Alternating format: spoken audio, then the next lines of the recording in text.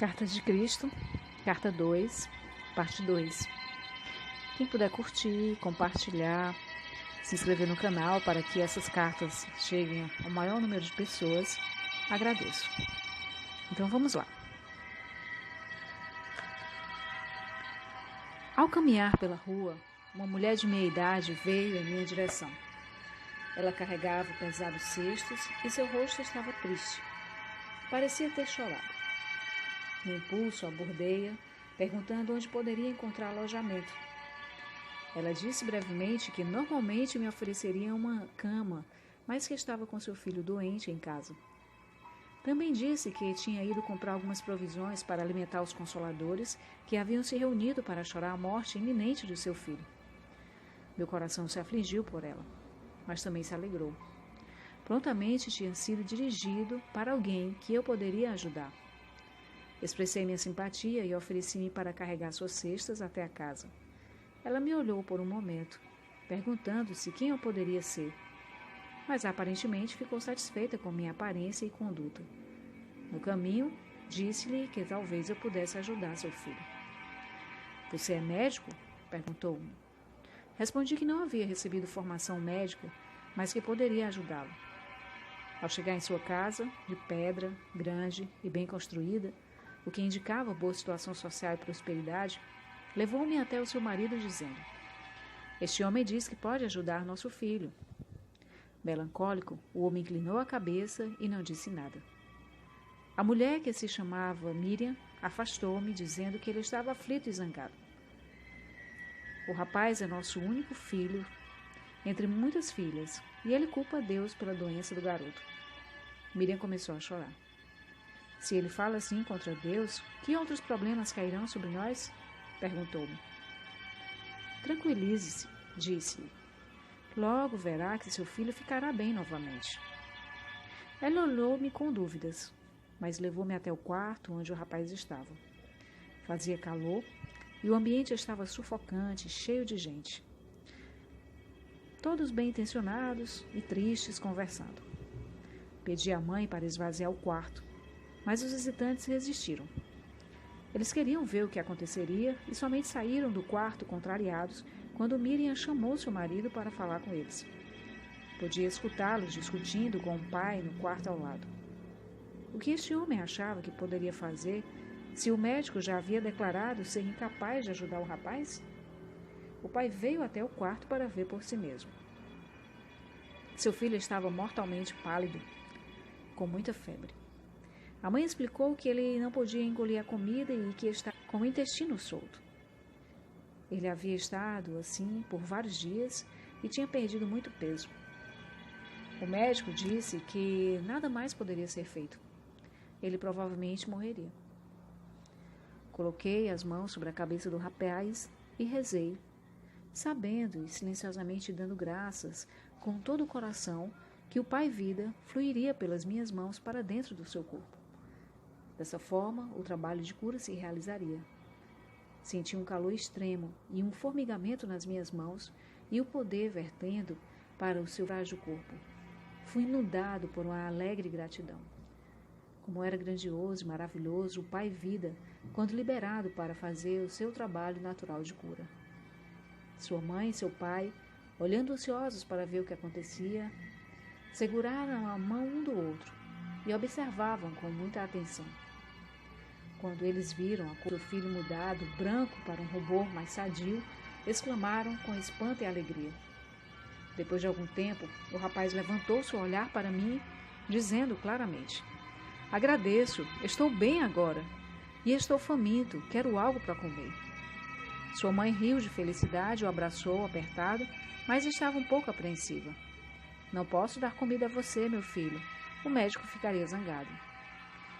Ela havia sido avisada para não dar comida a ele, somente água. Eu sorri e disse: "Ele está curado. Pode dar pão e vinho a ele, que não fará mal." Seu pai, Zedequias, estava maravilhado de alegria e gratidão. Depois de abraçar o seu amado filho, voltou-se para mim e apertou minhas mãos calorosamente. Ficou dando tapinhas em meus ombros enquanto balançava a cabeça, incapaz de falar devido às lágrimas que escorriam por sua face. quando ele finalmente se recompôs, entrou no salão e falou às pessoas que lá estavam. Meu filho, quase morto, recuperou a plenitude da vida novamente. Suas palavras foram recebidas com alegria, entusiasmo, incredulidade, questionamentos, risadas e felicitações. A mãe do rapaz ficou parada, com um sorriso estampado na face, sem saber o que dizer. Depois disso, não foi mais necessário buscar por acomodações.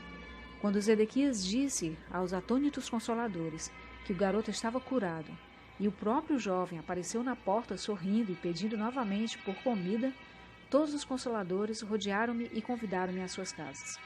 No entanto, preferi ficar com o pai do garoto, que agora dizia estar cheio de perguntas a fazer-me. Ele esperava que eu pudesse respondê-las. Depois de colocar o vinho e a comida sobre a mesa, todos foram convidados a comer até saciarem-se. Zedequias sentou-se e formulou sua primeira pergunta. Ele disse: Você fez algo que nenhum sacerdote ou médico poderia fazer. A cura vem somente de Deus. Embora seja um desconhecido, percebo que você deve vir de Deus. Sim, respondi, e as pessoas murmuraram assombradas. Esta doença que veio ao meu filho era um castigo por algo que eu havia feito de errado no passado? E como eu poderia cometer um pecado tão grave que Deus queria levar meu único filho? Muitas das pessoas que escutaram estas palavras acenaram com a cabeça. Você fez a pergunta que eu mais quero responder, Zedequias. Deus nos dá a vida e a existência do ser. Ele não iria arrancá-la de nós como um homem arrancaria um tesouro de outro só porque está zangado com ele. Esta é a maneira como a humanidade se comporta, não Deus. E Deus não está sentado em um trono de algum lugar no céu, como fazem os reis humanos que se sentam em seus tronos e governam seu povo. Esta é a maneira humana de proceder, uma crença humana, não a verdade. A maneira de proceder de Deus vai muito além do que a mente humana pode conceber ou sonhar. Somente eu vi aquele que nos trouxe à existência e sei que ele não é o tipo de Deus que os rabinos ensinam.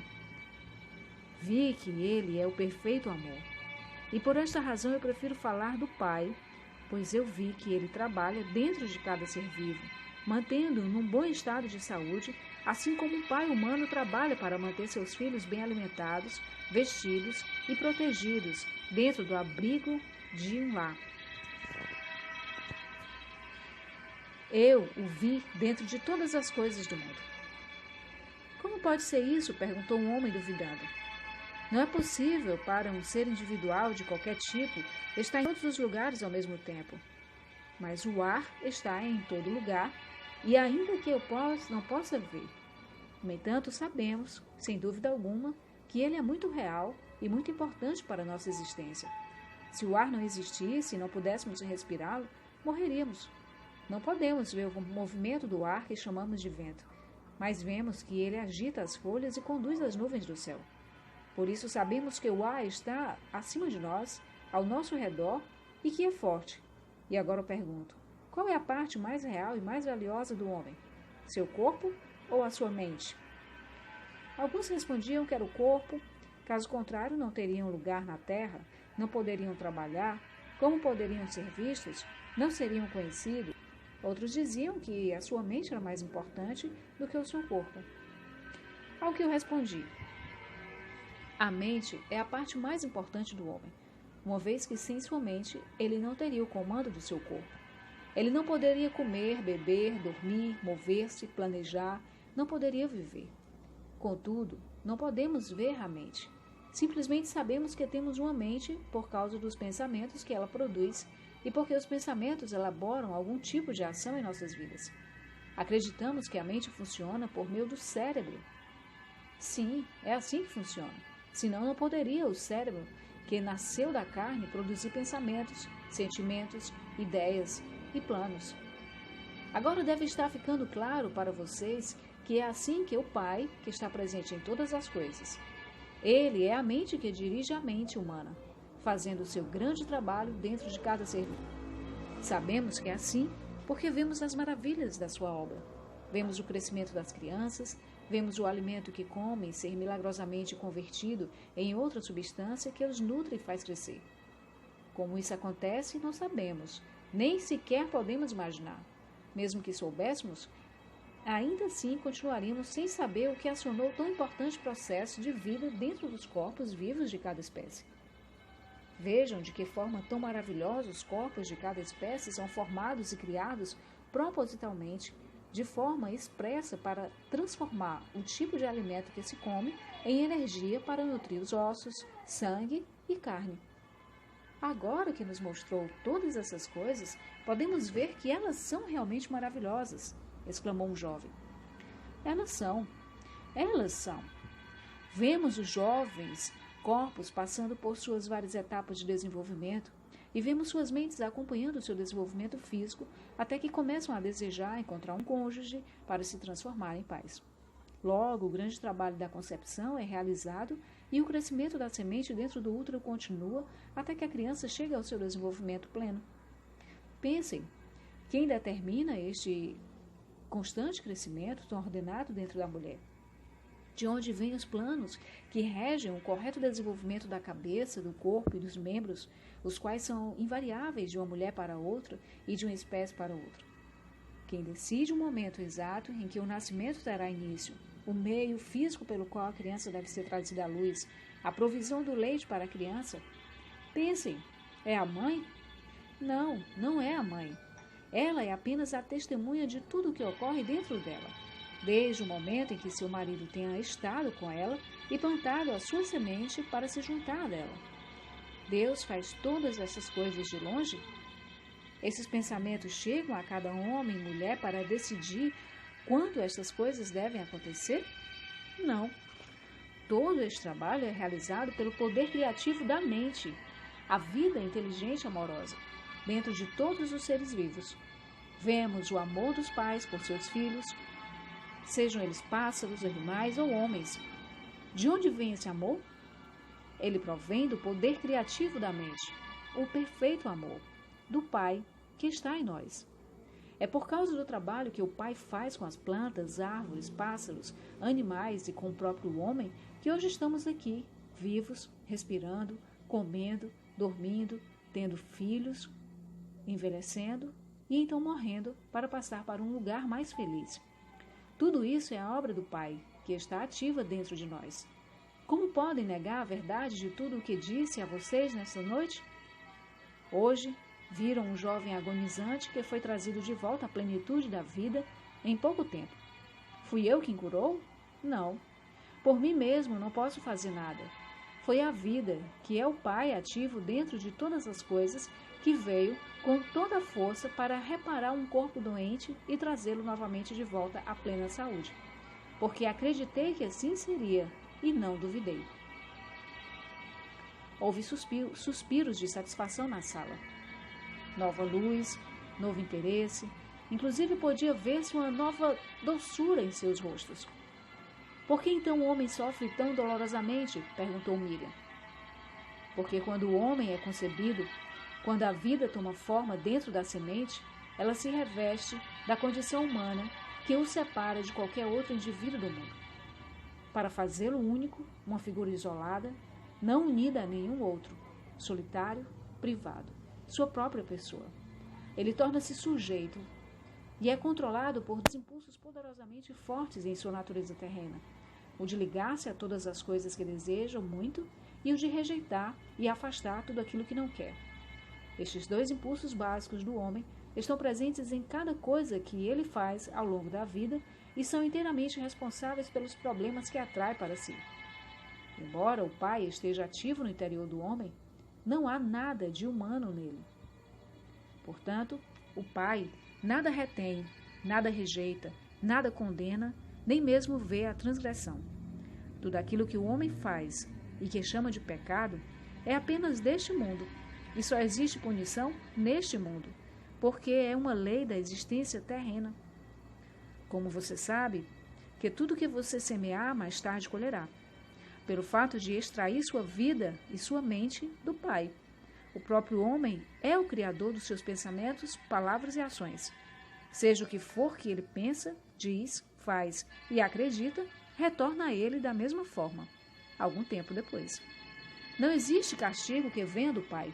Quaisquer que sejam os males que assolem a humanidade, estes são o completo resultado de suas próprias decisões. As pessoas murmuravam que este era um ensinamento totalmente novo e que fazia mais sentido do que tudo o que havia sido ensinado a eles antes. Várias vozes me incitavam a contar mais. Então eu digo a vocês: em mim vocês viram a vida ativa sob a forma de cura. Sigam-me e ouvirão sobre o caminho que devem percorrer para encontrar a felicidade. Em minhas palavras encontrarão a verdade da existência, nunca antes revelada por nenhum outro homem. Tem-se dito sobre o Messias que ele revelará os segredos que têm estado ocultos desde o começo da criação. Em verdade, digo que ouvirão estes segredos de mim. Se escutarem com cuidado, entenderem seu significado, praticarem sua verdade e apegarem-se às suas leis, serão transformados em novos homens e entrarão no reino dos céus. As pessoas ficaram em silêncio por um momento, e então houve um clamor de conversa animada. Mas Edequias levantou-se e disse que era hora da família descansar. Seu filho precisava dormir e sua esposa e filhas também estavam exaustas de tanto chorar. Ficou combinado que na manhã seguinte eu iria até o porto e as pessoas doentes seriam trazidas até mim. Desta forma, fui capaz de empreender minha missão e tudo foi rapidamente arranjado da melhor forma possível. Parecia que se eu não efetuasse as curas, não haveria interesse nem aceitação de tudo o que eu havia dito. As curas demonstravam a verdade de tudo o que eu havia ensinado e meus ensinamentos explicariam as razões pelas quais eu era capaz de trazer do Pai para eles a cura.